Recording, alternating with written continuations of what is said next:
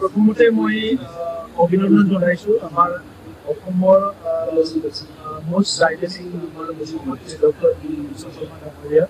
তেখেতে এই টাইমত আমাৰ সময়ত তেনেকুৱা এটা মেগা ইভেণ্ট আয়োজন কৰিছে এডভান্টেজ আছাম 2.0 আৰু ইয়াৰ দ্বাৰা অসমখন বিশ্বৰ বুকুলৈ লৈ যোৱা বিশ্ববাসীক অসমলৈ লৈ অহা এই যে এটা এক্সচেঞ্জ আৰু সেই এক্সচেঞ্জটো অকল মানুহৰ এক্সচেঞ্জ নহয়, ইয়াত ইনভেষ্টমেণ্টৰ এটা ডাঙৰ এটা এক্সচেঞ্জ হৈছে আৰু বিশেষকৈ ক'বলৈ গ'লে উদ্যোগ বিপ্লৱ আৰু অৰ্থনীতি বিপ্লৱ অসমত এটা নতুন জাগৰণ এটা আৰম্ভ মুখ্যমন্ত্ৰী ডাঙৰীয়াই কৰিছে আৰু ইয়াৰ কাৰণে মই ধন্যবাদ জনাওঁ। আৰু এই ক্ষেত্ৰত আমাৰ প্ৰধানমন্ত্ৰী নৰেন্দ্ৰ মোদী ডাঙৰীয়াকো ধন্যবাদ জনাব লাগিব। তেখেতৰ যিটো মিছন আৰু ভিজন বিকশিত ভাৰত গঢ়াৰ কাৰণে এই ক্ষেত্ৰত উত্তৰ পূৰ্বাঞ্চলৰ কাৰণে তেখেতে একিজ পলিচি এটা ৰচনা কৰিছে। এই একিজ পলিচি আৰু উত্তৰ পূৰ্বাঞ্চলটো তেখেতে অষ্টলক্ষ্মী বুলি কৈছে। অষ্টলক্ষ্মীৰ কাৰণেও বহুত মিছন তেখেতে ভিজন বনাইছে।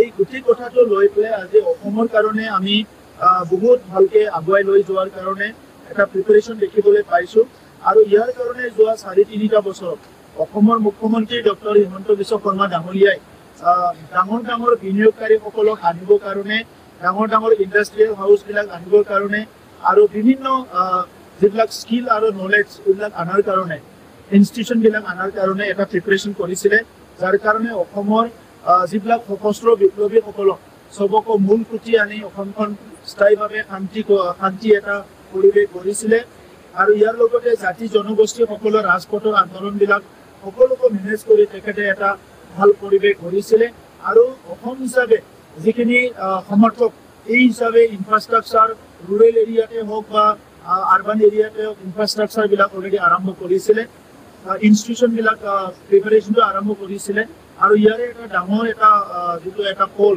আজি আমি দেখিবলৈ পালোঁ। আৰু এই এডভান্টেজ আছাম 2.0 যিটো আমাৰ আছে এইটোৱে অসমখন এটা নতুন দিগন্তলৈ লৈ যাব, যিটো আমি সকলো বিশ্বাস কৰোঁ আৰু যিসকল আমাৰ নিচিনা ছ'চিয়েলৰ পৰা সমাজৰ কাম কৰা মানুহবিলাকৰ কাৰণে এইটো এটা ডাঙৰ এচিভমেণ্ট বুলি আমি ক'ব বিচাৰোঁ। আৰু ইয়াত বহুতখিনি MOU চাইন হৈছে। এই MOUটো মই ভাবোঁ অসমৰ চাৰিসীমাৰ ভিতৰত থকা সকলো মানুহৰ কাৰণে হৈছে।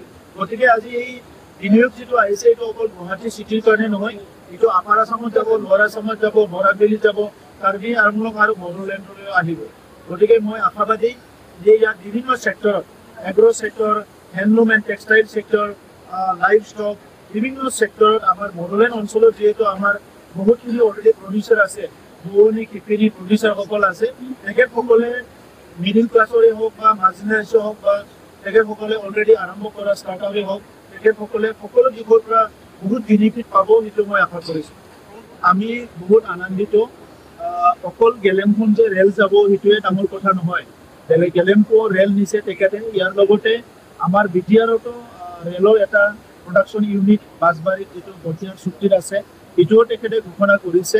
আৰু এতিয়া অসমৰ টুৰিষ্ট চাৰ্কিট, অসমৰ যিটো ডাঙৰ ডাঙৰ ৰোড মানে নেশ্যনেল হাইৱে আৰু আছামমালা ৰোডৰ যিটো চাৰ্কিট আৰু ইয়াত যোগীঘোপাৰ যিটো আমাৰ লজিষ্টিক পাৰ্কৰ পৰা আদি কৰি বিভিন্ন আঁচনি অলৰেডি আৰম্ভ হৈছে, যি আঁচনিবিলাক আহি থকা 5-10 বছৰৰ ভিতৰত অসমখন উন্নত ৰাজ্য হিচাপে গঢ় দিয়াৰ কাৰণে অসমৰ মুখ্যমন্ত্ৰী ডাঙৰীয়াই যিটো সপোন দেখিছে এইটো বাস্তৱত ৰূপায়ণ হ'বলৈ গৈ আছে।